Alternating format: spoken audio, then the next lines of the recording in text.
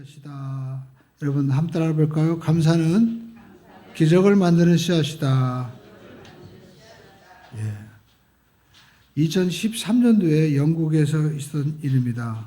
한 마라톤 대회에서 1등은 골인점에 들어왔는데 나머지 선수들은 전부 다 실격을 당해버렸습니다. 어떻게 됐을까요? 1등과 2등 차이가 거리가 굉장히 멀어졌습니다. 그러자 2등으로 달리던 선수는 앞에 있는 선수가 안 보이는데 그만 이제 결승점 거의 마지막 노선에서 길을 잘못 들어가지고 2등을 쫓아오던 나머지 한 5천 명 되는 선수가 전부 다 코스를 이탈해 버린 겁니다. 그래서 5천 명 전부 다 실격을 당해버리고 말았어요. 여러분 인생은 정말 마라톤과 비슷하죠. 때로는 달리다가 누군가가 달려들어서 봉변을 당하는 일도 있고 또 앞만 보고 무작정 이렇게 따라가다가 낭패를 당하기도 하는 것입니다.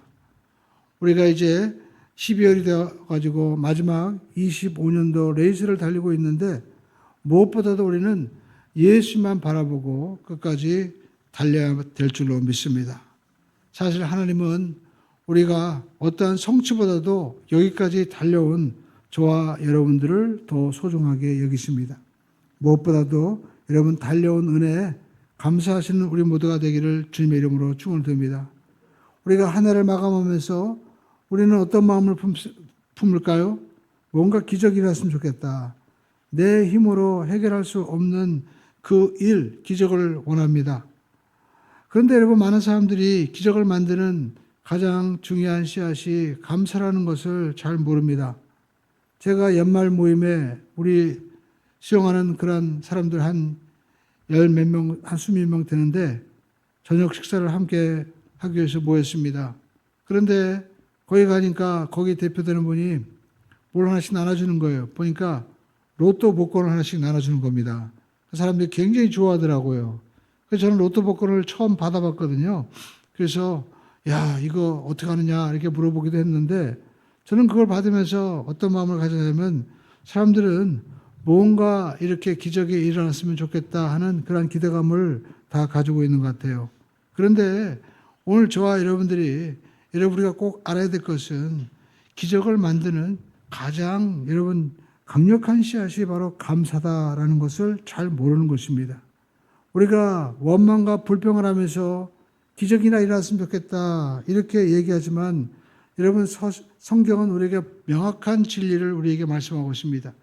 창세기 우리가 8장 22절에 보면 하나님께서 이 심고 거두는 법칙을 말씀하면서 이와 같이 말씀하고 있습니다. 함께 읽어볼까요? 땅이 있을 동안에는 심음과 거둠과 추위와 더위와 여름과 겨울과 낮과 밤이 쉬지 아니하리라. 여러분 이 말씀을 깊이 묵상하면 우리 삶의 모든 원리에 여러분 이것이 적용될 수 있는 것이죠. 어떤 사람은 무엇을 심고 지금 추위 가운데 있을 것입니다. 그러나 기다리십시오. 반드시 여름이 옵니다. 또 여러분 우리가 어떤 분은 지금 낮과 같이 내가 좋다고 생각할지 모르지만 아닙니다. 어두운 시월도 우리에게 올 수 있다라는 것입니다. 그래서 수많은 사람들이 내가 무언가 잘못된 것을 심어놓고도 원망과 불평이라는 씨앗을 심어놓고도 내가 기적과 감사를 기대하는데 내가 무엇을 심었는지 우리가 잘 살펴보아야만 되는 것이죠. 그래서 첫 번째 여러분 우리가 기억해야 될 것은 우리 한번 따라해 볼까요? 불평은 불행의 씨앗, 감사는 기적의 씨앗. 그렇습니다. 여러분 이섭 우화에 보면 이제 해와 바람이 내기를 하는 장면이 나옵니다. 해와 달이 이제 하늘에 있었습니다. 그런데 지나가는 한 나그네가 외투를 입고 가는 거예요. 그래서 외투를 누가 먼저 벗기는지 시합을 했습니다. 바람이 나섰습니다. 바람을 부는 겁니다. 후 불다가 점점 세게 봅니다. 후 세게 부는데 나그네 옷을 강제로 바람이 벗기려고 하는데 여러분 바람이 거세질수록 나그네는 더 외투를 꽁꽁 붙잡는 거예요. 불평이 거셀수록 우리의 마음은 더 닫게 되는 거죠. 하지만 햇빛을 따뜻하게 비추었습니다. 여러분, 사람들에게 감사와 따뜻한 말이 전해지면 자기도 모르게 기분이 좋아지고 그 마음의 옷을 하나씩 하나씩 벗는 것이죠. 우리도 마찬가지입니다. 불평을 하면서 상황을 강제로 바꾸려고 해서는 안 되는 것입니다. 감사라는, 사랑이라는 따뜻한 씨앗을 우리가 심으면 반드시 환경은 따뜻한 환경으로 변화가 되는 것입니다. 여러분, 성경에는 우리에게 항상 감사하라, 항상 기뻐하라, 이것을 우리가 어떻게 받아야 될까요? 어떤 분은 어떻게 항상 감사할 수 있습니까? 어떻게 항상 기도할 수 있습니까? 우리가 이야기하지만 여러분, 이 말씀을 들으면서 하나님이니까 그런 말씀하는 거 아니야. 인간이 어떻게 맨날 기뻐하고 감사하고 기도할 수 있어? 그렇게 이야기할 수 있죠. 이렇게 억울하고 절망스럽고 또 이렇게 힘든데 어떻게 감사할 수 있느냐?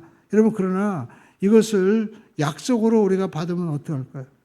우리가 성경은 신약, 구약이라고 합니다. 이 약이라는 것이 뭡니까? 약속한다는 약속이죠. 그래서 우리가 영어로 보면 올드 테스타먼트, 약속이라고 얘기하지 않습니까? 신약도 마찬가지입니다. 그러니까 하나님 입장에서는 내가 몰라서 그러는 것이 아니다. 감사하면 내가 감사로 만들어 줄 거야. 그리고 또 기뻐하면 기쁜 일을 내가 만들어 줄 거야. 하나님께서 약속으로 받는 자에게는 반드시 약속으로 역사하신다는 것이죠. 여러분, 이스라엘 백성들이 애굽에서 종살이 하다가 이제 자유를 얻고 구원을 받았습니다. 여러분, 출애굽하고 이제 가나안 땅에 들어가는데 우리가 지도를 보면은요, 사실 2주면 들어가는 거리입니다. 그런데 왜 40년 동안이나 그렇게 광야에서 뺑뺑 돌고 결국 1세대들은 아무도 들어가지 못하고 여호수아, 갈렙과 2세대만 들어갈 수 있었을까요? 우리가 민수기에 보면 이제 그들이 애굽에서 나와 가나안으로 가는 그 여정의 길에 대해서 자세히 말씀하고 있습니다. 그런데 여러분, 그들이 출애굽하고 난 다음에 그들이 광야를 가는 길 동안 여러분 성경에 보니까 그들이 감사했다는 기록이 없어요. 원망하고 불평하는 겁니다.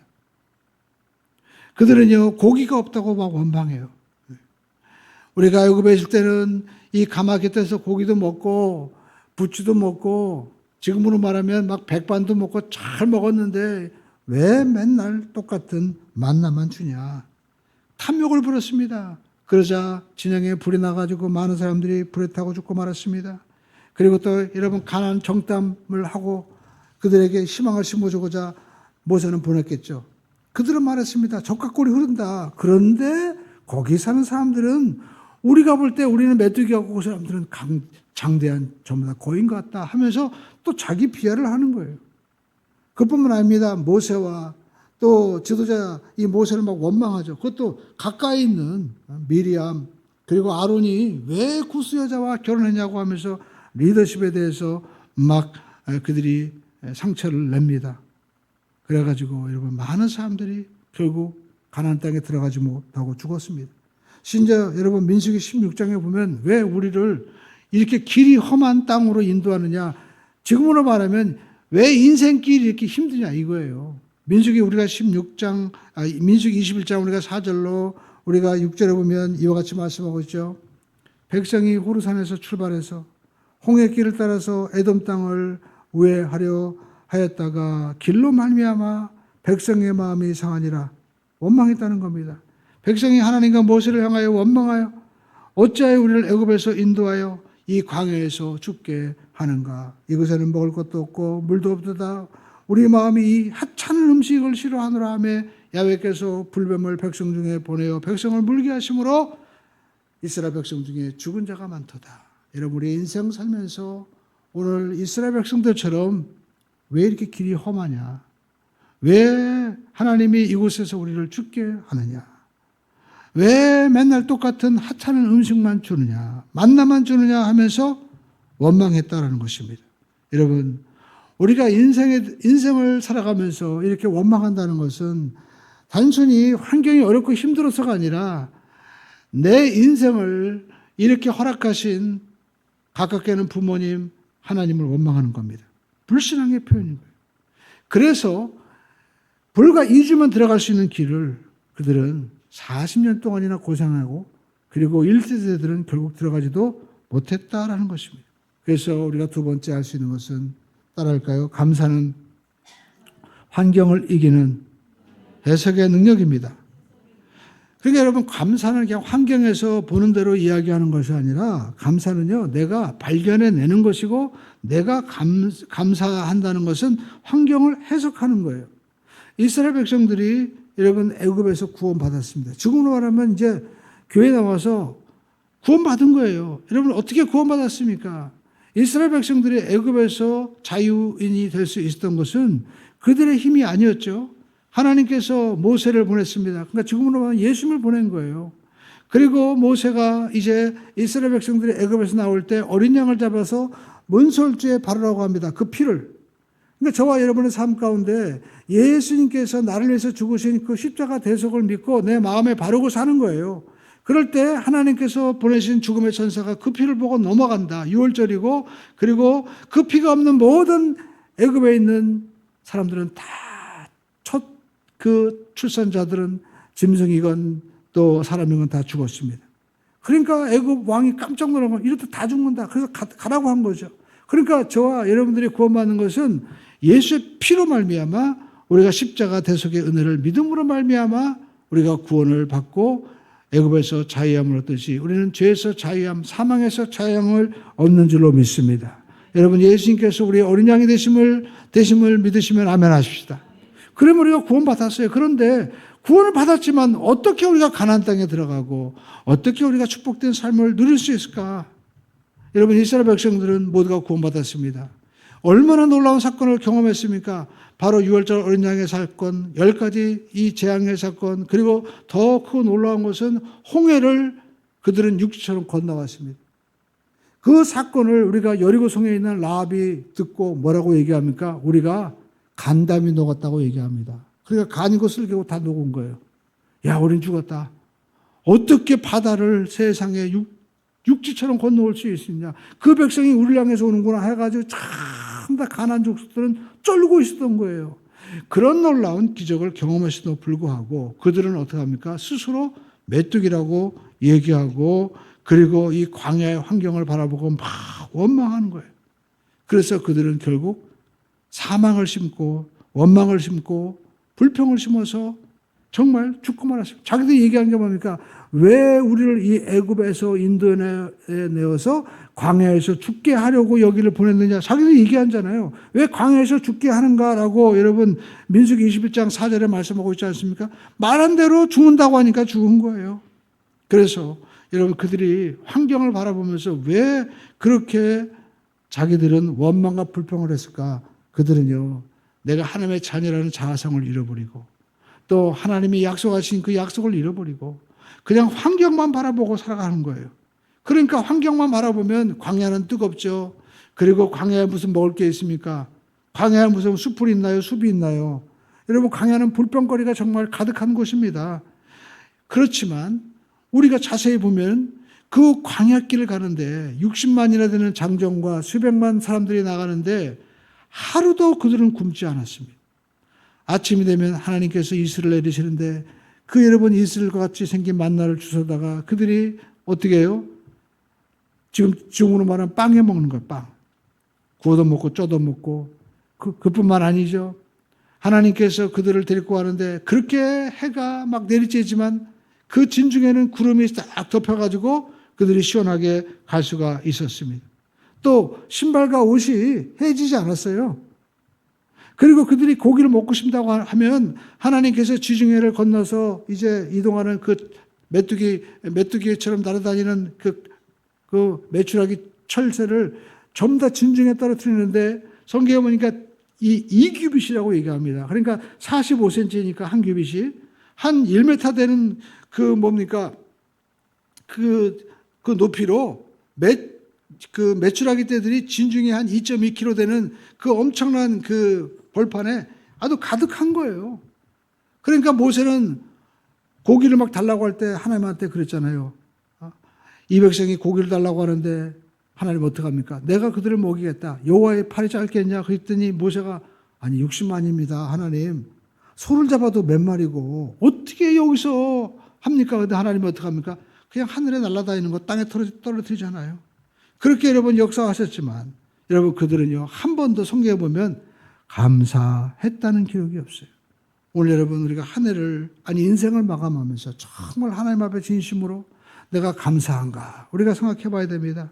여러분 생각해 보시죠. 그들이 정말 450년 동안 노예 생활을 하면서 벽돌 짓고 그리고 벽돌 찍으라고 할 때 집도 주지 않고 그리고 산출량을 계산해 놓고 막 매로 때리고 노예가 무슨 자유가 있습니까? 거주의 자유, 뭐 이동의 자유도 없죠. 그리고 또 아이를 낳아도 전부 다 강제적으로 얼마나 고통스러웠습니까? 그러나 그들이 원망하는 거예요. 왜 고기를 안 주냐?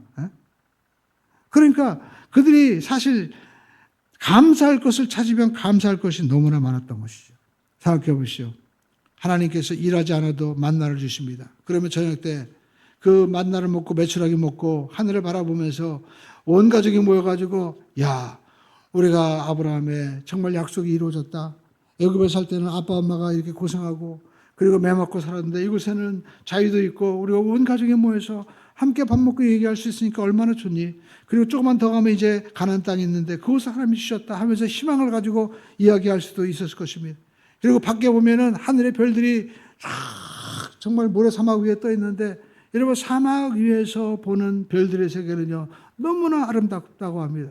그래서 여러분 어떤 분들은요 그 사막 여행을 꿈꾸는 분이 있잖아요.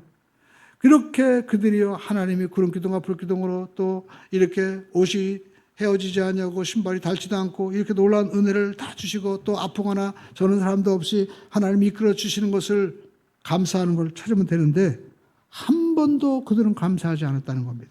그래서 여러분 감사는요 내 환경을 해석해내는 정말 성숙한 사람의 능력이고 또 환경을 여러분 우리가 정말 우리가 다스릴 수 있는 힘인 것입니다. 그러므로 저와 여러분들이 감사를 찾아내시기를 주님의 이름으로 축원드립니다. 제가 일부 예배 때도 여러분 우리가 감사 카드를 가지고 이제 10가지 적으라고 하시면서 한 번씩 물어봤어요. 감사한 일이 뭔가. 근데 서로 감사한 일이 많더라고요. 어떤 분은 내가 새벽에 매일 나와서 기도할 수 있는 게 감사하고 또 어떤 분은 내가 건강할 수 있고 내가 이렇게 회사를 내가 다닐 수 있는 게 너무 감사합니다. 그렇습니다. 여러분 우리가 감사하면요 너무나 감사할 게 맞는 거예요. 어떤 분은 그러더라고요. 10가지 적으라고 해서 10가지 적었는데 적다 보니까 30가지가 넘더라는 거예요. 유명한 빅터 프랭클 박사라고 있습니다. 죽음의 수용소라는 책을 쓴 분인데 이분은요 아우슈비츠 수용소에 들어간 거예요. 가스실로 그리고 또 노역으로 수많은 사람이 죽었죠. 그런데 그가 이제 정신이란 심리학자인데 가만히 보니까 그곳에서요 정말 죽을 수밖에 없는데도 불구하고 정말 살아나는 사람이 있다는 거예요. 가스실로 전부 다 가라고 했는데 세상에 죽으러 가는데 그 가운데도 어떤 사람은 이 독일군이 있다가 야, 넌 가지 마. 나와. 그러더니 살아나는 사람이 있더라는 거예요. 왜 그럴까? 이 사람이 연구를 한 거예요. 그곳에서. 그랬더니 어떤 사람이 정말 오래 살고 끝까지 살아남느냐? 삶의 의미를 발견한 사람. 그래서 이분을 통해 가지고 여러분 정신분석학의 이 해석이 달라지기 시작합니다. 옛날에는 저 사람이 저러는 것은 저런 상처를 받았기 때문에 저러는 거야. 저렇게 배워서 그런 거야 라고 했는데 아니라는 거예요. 인간은 목적을 추구하는 존재라는 겁니다. 내가 어떤 삶에 이 의미가 있으면 그 의미를 향해서 존재한다는 거예요. 그래서 그곳에서도 나는 살아야 돼. 이분 자체도 내가 이곳에서 경험한 이것을 내가 책으로 내어서 내가 꼭 이 세상 사람들에게 전해야 되겠다. 그곳에서 자기 형제도 죽고 자기 가족도 죽었지만 또 자기가 이게 기록한 책도 이 독일군이 뺏어가지고 다 압수당했지만 나는 반드시 이 사실을 책으로 적어서 알려야 되겠다. 이 목적을 가지고 끝까지 살아남은 겁니다. 오늘 저와 여러분의 삶 가운데도 오늘 저와 여러분들은 인간이 정말 환경에 지배당하는 것이 아니라 환경을 해석할 수 있는 능력이 있다는 것입니다. 내가 이렇게 주어진 이 환경 하나님께서 나를 더 연단하시고 훈련하시는 과정이고 이 광야를 지나게 하신 것은 나로 하여금 더 겸손하게 하고 낮추시고 어떠한 축복이 와도 오히려 내가 그 축복에 타락하지 않고 그리고 하나님 앞에 더 강한 자로 세우시기 위한 하나님의 뜻이다. 이렇게 해석하고 우리가 나갈 수 있다는 것이죠. 그런 사람은 반드시 승리한다는 것입니다. 그래서 성경은요 항상 기뻐하라 쉬지 말고 기도하라 범사에 감사하라 우리에게 명령하시는 거예요. 여러분 우리가 이 말씀을 들을 때 어떻게 항상 기뻐하고 감사하고 우리가 또 하나님 앞에 이렇게 하나님 앞에 기도할 수 있는가? 여러분 그러나 여러분 불가능한 것 같지만 하나님이 주신 뭐예요? 약속으로 받으라는 거예요. 우리 함께 따라가시는 하나님의 말씀은 약속입니다. 그러니까 오늘 저와 여러분들이 이 말씀을 보면 야, 내가 니들이 힘든 거 어렵고 또 이렇게 고통스러운 거 몰라서 그런 것이 아니다. 그럼에도 불구하고 네가 감사하면 내가 감사로 만들어줄 거야. 그럼에도 불구하고 네가 기뻐하면 내가 내 인생 가운데 기쁨을 내가 줄 거야. 하나님께서 말씀하신 거예요. 그래서 우리가 우리의 말씀으로 우리가 무장해야 되고요. 여러분, 말씀이 육신이 되어 오신 이 그리스도의 마음으로 우리 삶을 바꿔야 된다는 것입니다. 그래서 성경 골로새서 3장 15절은 이와 같이 말씀하고 있습니다. 함께 읽어보겠습니다. 그리스도의 평강이 너희 마음을 주장하게 하라. 너희는 평강을 위하여 한 몸으로 부르심을 받았나니 너희는 또한 감사하는 자가 되라. 우리 함께 하겠습니다. 우리는 감사하는 자입니다. 여러분, 감사는요, 놀랍게도 감사하는 환경이 있을 때 감사하는 그것이 아니라 감사할 수 없는 환경이 있을 때 감사할 때 더 능력을 나타내는 것이고, 또 우리가 감사할 때 정말 우리의 삶이 축복과 기적으로 바뀌게 되는 것입니다. 그래서 여러분, 두 번째, 감사는요, 구원의 특별한 능력을 불러온다는 것입니다. 우리 함께 따라하겠습니다. 감사는 구원의 특별한 능력을 불러옵니다. 여러분, 성경 보시죠. 바울, 실라, 이분들이 어떤 분입니까? 바울은 로마 시민권자고 정말 부유한 집의 아들이었지만 그가 정말 그 율법을 가지고 매여 있을 때는 아니 어떻게 하나님의 아들이 저렇게 목수가 되고 나사렛 예수냐, 말도 안 된다. 그래가지고 자기가 하나님이라고 얘기하니까 열받아가지고 예수 믿는 사람 막 핍박했죠. 그러다가 정말 하나님 만난 거예요. 근데 알고 보니까 나는 네가 핍박하는 예수다. 네가 핍박하는 예수가 뭡니까? 네가 나 죽였다는 거예요. 네 죄가, 네가 가지고 있는 욕심 때문에 내가 십자가 못 박혀 죽었다. 그래서 사도 바울이 깨달은 거죠. 아, 예수님이 십자가 못 박혀 죽은 것은 이분이 힘이 없어서 죽은 것이 아니라 우리가 기다리던 메시아, 우리 죄로 말미암아 하나님과 우리 사이가 영원히 사망에서 처할 수밖에 없는데 예수님이 오셔서 그 사망을 생명으로 바꿔주셨구나. 그래서 사도 바울은 그때부터 우리 예수님은 바로 우리에게 생명을 주신 전달자입니다. 나는 예수님과 함께 십자가에 못 박혀 죽었습니다. 이제 내가 사는 것은 나를 사랑하셔 자기 몸을 버리신 그 하나님의 아들, 그 예수 그리스도를 믿음으로 말미암아 나는 살겠습니다. 그래서 복음을 전했잖아요. 근데 여러분, 사도 바울이 복음 전하는데 하나님이 야, 너 훌륭한 일 한다 해가지고 하나님이 그를 막 밀어줬습니까? 성경에 보니까 빌립보에 갔는데 한 점치는 여정이 점을 치는데 알아본 거예요. 귀신같이 정말 알아봐가지고 이분은 하나님이 보내신 사람입니다 막 하고 떠드니까 그 점치는 여정에 그 점치는 귀신을 내쫓았습니다. 그러면 여러분, 인간이 이렇게 귀신에 매여 있다가 자유함을 얻으면 얼마나 축복된 일입니까? 그런데 여러분, 안 그렇죠? 그 주인은요, 아니 얘가 점치는 이 영이 떠오르면 나는 어떻게 먹고 살아? 고발했습니다. 그래가지고 두들겨 맞고 감옥에 갇힌 거예요. 사도 바울은 그때 나는 로마 시민권자다라고 얘기하면 안 맞을 수 있었습니다. 그러나 그는요, 그렇게 하지 않았어요. 감옥에 들어갔습니다. 그것도 여러분, 내옥이 있고 외옥이 있거든요. 그러니까 감옥에 들어가면 쉽게 가지고 단기 수감자가 있고 장기 수감자가 있는데 사도 바울은 장기 수감자가 된 거예요. 깊은 지하 감옥에 들어간 겁니다. 그러면 우리가 생각할 때 내가 하나님의 복음을 위해서 지금으로 하면 교회 봉사하고 내가 열심히 전도하는데 일이 잘 돼야 되는 더 어려운 거예요. 그래가지고 야, 이거 어떻게 된 거냐? 우리가 얼마나 원망하고 불평할 수 있겠습니까? 근데 사도 바울은 그 신라와 함께 그 속에서 뭐 했을까요? 아마 그런 얘기 했을 거예요. 바울과 신라가 서로 모였는데 밤에 얘기했겠죠. 여보게 신라, 예. 아니, 자네 이렇게 두들겨 맞았는데 아프지 않나? 예. 정말 아프죠. 근데 제가 생각하니까요, 이게 얼마나 큰 축복인지 모르겠어요. 왜 이렇게 축복이냐? 아니, 내가 하나님을 믿고 예수님을 믿는 것도 영광인데 내가 잘못해서 맞은 것이 아니라 내가 예수님 때문에 이렇게 맞는 것은 예수님도 우리 죄를 위해서 이렇게 두들겨 맞고 십자가에 못 박혀 죽었는데 내가 그 고난과 영광에 동참하는 거 아닙니까? 내가 뭐라고 이런 은혜에 내가 참여할 수 있습니까? 내가 이 멍청한 거요, 이거 안 났으면 좋겠어요. 내가 이 멍청하고 내가 이 감옥에 있는 거요, 정말 내가 이 고통을 나는 정말 너무 소중하게 생각합니다. 그랬더니 바울도 자네 말 듣고 보니까 내가 정말 큰 은혜가 되고 자네 드릴 은혜가 감사하네. 나도 마찬가지야. 나 같은 사람, 나 예수 믿는 사람, 내 스테반 내가 죽였잖아. 근데 하나님이 날 죽여도 안 돼. 이렇게 내가 복음 전하게 하시고 이렇게 매맞게 하신 거 이거 정말 축복이야 하면서 그 속에 있으면서 여보게 우리 이러지 말고 노래를 부르세요. 찬양하세요. 하면서 그 속에서 막 찬양하는 거예요. 네. 울고 있는 형제여 왜 찬송을 잊었는가. 그곳에서 막 찬양합니다.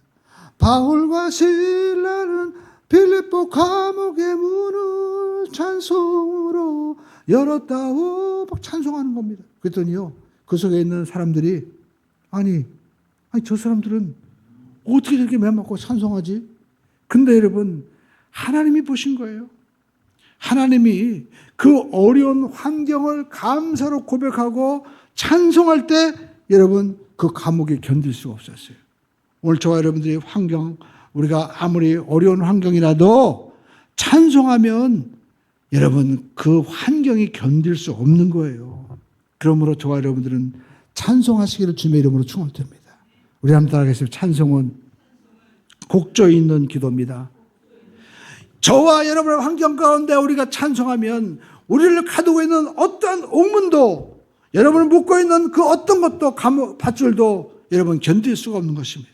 반드시 주님이 역사하시는 것입니다. 여러분 성경 보시죠. 누가복음 17장에 보면 예수님께서 사마리아와 유대 사이로 지나가셨다고 말씀하고 왜 사이로 지나가셨을까요? 거기 보니까 10명의 나병 환자가 있었습니다. 이 사람들은요. 유대에서 나병 환자 걸리면 우리가 소록도로 간 것처럼 이제 사마리아 쪽으로 보내버립니다. 사마리아에서 나병 환자들은 이제 옮길까 봐 어디로 보내는 유대 쪽으로 보는 겁니다. 그러니까 그 두 사이에 오갈 데 없는 그 사이에 누가 모인 거예요? 나병 환자들이 모인 거예요. 사랑하는 아내도 보고 싶고 엄마도 보고 싶고 아빠도 보고 싶고 자녀도 보고 싶은데 갈 수가 없는 겁니다. 가면 나병 환자가 여기 왔냐 해가지고 돌로 던져가지고 확 던져버리고 전부 다 돌 맞아 죽으니까 무서워가지고 거기서 전부 다 벌벌 떨면서 있는데 동병상련이라고 여러분 그곳에 오기 전에는 유대인은 사마리아인을 완전히 개취급하고 또 사마리아인도 유대인들을 우리가 상종하지 않는 그런 사람들이라고 전부 다 서로 적대시하고 있었는데 똑같이 나병에 걸리니까 이제는 그런 것도 없는 거예요. 같이 뭉쳐가지고 서로 위로하면서 살고 있었습니다. 얼마나 불쌍한 인생입니까? 아무도 찾아오지 않는 그곳을 예수님께서 가신 거예요. 그래서 성경을 보니까 유대와 사마리아 사이로 예수님께서 가셨다라고 말씀하고 있습니다. 그러니까 여러분 그들이 올 때 이 사마리아 또 유대 나병 환자들이 보고 예수님 그 오시는 소리를 들었겠죠. 그래가지고 소리를 칩니다. 예수님 우리 좀 불쌍히 여겨주세요. 그랬더니 예수님께서 지나가십니까? 그분들을 만나기 위해서 가셨잖아요. 그래가지고 제사장에게 내 몸을 보여라. 나을 거다. 그러니까 그들이 순종하고 갔습니다. 근데 여러분 어떻게 해요? 가다가 나버렸어요. 말씀 순종하고 가면 역사가 일어나는 거예요. 근데 여러분 10명이었죠. 10명. 근데 누가 왔어요? 한 사람만 온 거예요. 여러분 이게 인생사입니다.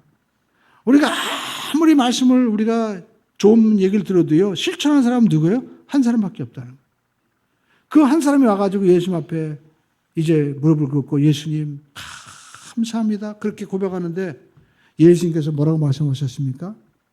우리 한번 따라 볼까요? 나머지 9은 어딨냐? 하나님의 마음이 뭐예요? 감사하는 자를 찾고 계신 거예요. 그러면서 그 한 사람을 향해서 뭐라고 말씀하십니까? 가라. 내 믿음이 너를 구원하였느니라. 그러니까 여러분 9명은 지금 나병에서 고침받는 은혜를 받았습니다. 육신이 치료받은 거예요. 그런데 여러분 이 육신이 여러분 길어야 80이잖아요. 그러니까 고침받았지만 이분이 죽어요 안 죽어요? 육신의 생명 끝나면 죽습니다. 그러면 이분이 구원 못 받으면 어디로 가는 겁니까? 지옥 가는 거죠. 근데 여러분 이 한 사람은 지금 예수님 앞에 어떤 은혜를 받았어요? 내 믿음이 너를 구원하였느니라. 이 한 사람은 천국 가는 은혜를 누리게 된 것입니다. 그러니까 여러분 하나님은요 우리에게 오실 때 다 구원의 은혜를 베풀어 주세요. 그러나 여러분, 하나님의 예배 뒷춤에는 뭐가 있어요? 더 특별한 은혜가 있어요. 그 특별한 복은 누구한테 주는 거예요? 감사하는 자에게 주는 것입니다. 9명은 치유의 은혜를 받았지만 그 한 사람은 영혼의 구원이라는 특별하고도 영원한 그러한 선물을 받은 것입니다. 그러니까 여러분, 하나님 우리에게 일반 은혜도 주시지만 감사하는 자에게는 하나님께서 이와 같은 더 좋은 선물을 뒷춤에 딱 가지고 있다가 누구한테 줘요? 감사하는 자에게 준다는 것입니다. 여러분, 이것은 성경의 원리뿐만 아닙니다.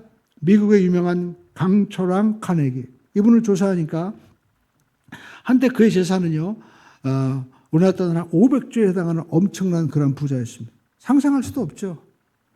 여러분, 이분이 기부한 금액만 10조가 넘어요. 그런데 이분이 이제 은퇴하고 후계자를 세울 때 1919년도에 여러분, 이분이 사망했는데 이분이 후계자를 세울 때 누가 될 것인가 전부 다 초미의 관심사였을 것 아닙니까? 그런데 여러분, 정말 아무도 알지 못하는 그런 한 사람이 된 거예요. 누구였을까요? 바로 그의 비서였어요. 근데 여러분, 너무나 놀라가지고 그 비서가 뭐 특별한 뭐 학벌이라든지 이렇게 있는 분이 아닙니다. 그래가지고 이제 기자가 물었죠. 아니, 왜 이분은 유명한 분도 아니고 어떤 특별한 어떤 그 학벌이라든지 또 내지는 우리가 알고 있는 어떤 뭐 이것도 없는데 됐습니까? 물어봤더니 카네기 얘기하는 겁니다. 이분은 회사에 청소부로 들어왔을 때 내가 그 많은 청소부 가운데 유일하게 이름을 알고 있는 바로 한 사람이었네. 이 사람은 내가 보는데 한 번도 불평하거나 불만을 쏟아낸 적이 없어.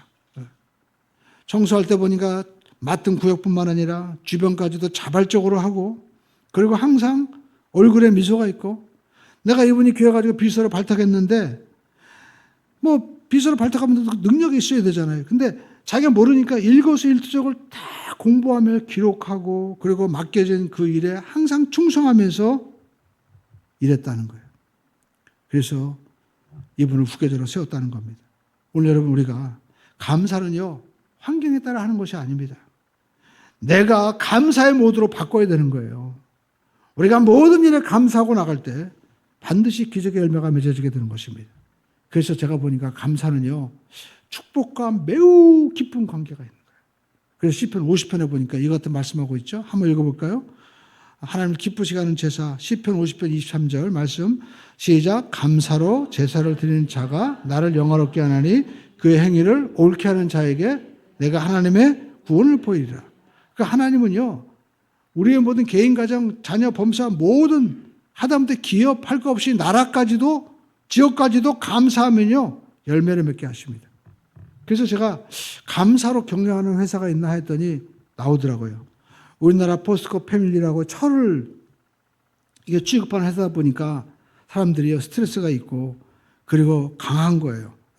조직 내에서 항상 불화가 있고, 그래가지고 이 회사에서 포스코 패밀리에서 1일 5가지 감사 제목을 노트로 줬고, 이제 회사 내에서 공유하기 시작했습니다. 그러자 회사 내에서 불만, 컴플레인이 감소하고요, 서로 격려하고 또 긍정적인 언어를 사용하면서 생산량이 늘어난 거예요. 그리고 서로 협업하는, 회사에서는 그걸 콜라보레이션이라고 하죠. 이것이 능력이 향상되었다는 겁니다. 그럼 이 회사뿐만이냐? 제가 보니까 또 모르는 회사가 있더라고요. 반도체 회사인데 이 반도체 제품을 패키징하는 그런 회사입니다. 그런데 네페스라는 기업이 있어요. 그래가지고 보니까 여기 회사 이병구 회장은요, 자기가 이제 LG에서 나와서 창업을 했는데 회사가 매출이 막 100억이 되니까 두려움이 막 생기더라는 거예요. 이러다가 주변에 보니까 잘 나가다가 넘어지는 회사들이 너무나 많은데 이러면 어떡할까? 회사 경영을 하면서도 회사 내 사람들이 스트레스도 받고 또 서로 반목하고 이런 일들이 많아가지고 내가 어떻게 이 회사를 지속적으로 경영할 것인가. 그래가지고 책도 읽고 또 깊이 생각을 하는 가운데 감사를 발견한 거예요. 다른 건 아니다. 감사하는 문화를 만들자. 그래가지고 저희가 감사 경영을 하기 시작했습니다. 이 회사에서도 서로 감사하는 그 내용을 서로 기록하게 하고 나누게 하고, 또 임직원들이 2,000명인데 아침에 모여가지고 노래를 불렀대요. 노래. 그래서 제가 함께 모여서 힘있게 찬양하는 게 이렇게 중요한 거예요. 여러분 아침에 우리가 큐트도 하고 여러분 찬양하십시오. 기적이 일어날 줄을 믿습니다. 그랬더니 회사가 성과가 나기 시작하더라는 거예요. 그래가지고 지금은 기업 가치가 한 3천억 됩니다. 그래서 제가 이 회사가 정말 어떻게 성장했나, 이 기업 주가가 있잖아요. 분석표를 보니까 과거에 비해서 점점점 올라가더라는 거예요. 그래서 제가 이분이 믿는 분이 아닌가 해가지고 우리 집사람한테 조사하게 하니까 맞대요. 이분이 지금 장로가 되어서 교회에서 섬기고 있다는 거예요. 오늘 여러분 이 말씀 제가 왜 드렸습니까? 뭐 이 회사 뭐 자랑하는 게 아니라 기업이건 하다못해 개인이건 청소부였건 뭘 했어요? 공통적인 게 감사하니까 여러분 하나님이 들으시고 역사하시는 거죠. 그래서 여러분 그래서 기도할 때도 뭐예요? 감사 기도하는 거예요. 감사 기도. 감사 기도하면 우리가 기도해놓고도 내가 무슨 기도인지도 모르고 내가 열심히 기도는 하는데 정말 어떤 기도인지도 모르는데 감사 기도하면 여러분 역사가 일어납니다. 성경 빌립보서 4장 6절로 7절을 보시죠. 이와 같이 말씀하고 있습니다. 따라하겠습니다. 아무것도 염려하지 말고 다만 모든 일에 기도와 간구로 너희 구할 것을 감사함으로 하나님께 아뢰라. 그리하면 모든 지각에 뛰어난 하나님의 뭐예요? 평강이 그리스도 예수 안에서 너희 마음과 생각을 지키시리라. 그러니까 여러분 이 평강이 뭡니까? 하나님이 내 기도 들으셨구나. 하나님 감사합니다. 이 평강의 마음이 우리가 감사로 기도할 때 역사하는 거예요. 그러므로 저와 여러분들이 물론 우리가 기도할 때 여러분 우리가 늘 어떻게 감사 기도할 수가 있겠습니까? 그렇지만 우리가 일단 기도하면요. 기도하면서 우리가 정말 응답의 확신이 언제 옵니까? 맨 처음에는 우리가 때로는 억울하고 때로는 아프고 힘들고 기도하다가도 마음에 뭐가 와요? 감사가 오는 거예요. 하나님, 기도 감사합니다.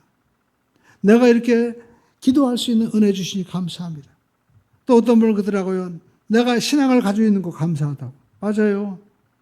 때가 어떨 때는 신앙생활 하면서도 때로는 회의감이 올 때도 있잖아요. 내가 열심히 믿는데 왜 변화가 없지? 또 내가 열심히 믿는데 왜 몸이 아프지? 또 내가 열심히 믿는데 왜 집안에 키우던 닭이 죽었을까? 병아리가 죽었을까? 그런 일이 있잖아요. 근데 여러분 우리가 하나님 앞에 감사해 보시죠. 하나님 병아리가 죽어도 감사하고 하나님 몸이 아파도 감사하고 하나님 제가 또 가다가 넘어져도 감사합니다. 그러면 하나님은 어떻게 합니까? 그래 내가 더 큰 감사를 바꿔주마. 네가 어떤 환경에 있어도 넘어지지 않는구나. 마귀가 와도 너를 넘어뜨리지 못하는구나. 이제 내가 너를 축복하겠다. 하나님께서 반드시 역사하시는 것입니다. 그렇습니다. 여러분 사람은 심은 대로 거두는 것입니다. 우리가 창세기에 본 말씀대로 정말 심고 거두는 법칙이 영원히 지속된다고 말씀하고 있죠. 창세기 8장 22절에 말씀한 대로 이 땅에 있는 한 심고 거두는 법칙, 봄이 있고 또 여름이 있고 가을이 있으면 여러분 겨울이 있듯이 추위와 더위와 그리고 여름과 겨울과 밤과 낮이 쉬지 않을 것이다. 심고 거두는 것은 반드시 그대로 이루어질 것이다. 그러므로 저와 여러분들이 반드시 믿음으로 심는 여러분 되기를 주님의 이름으로 축원을 드립니다.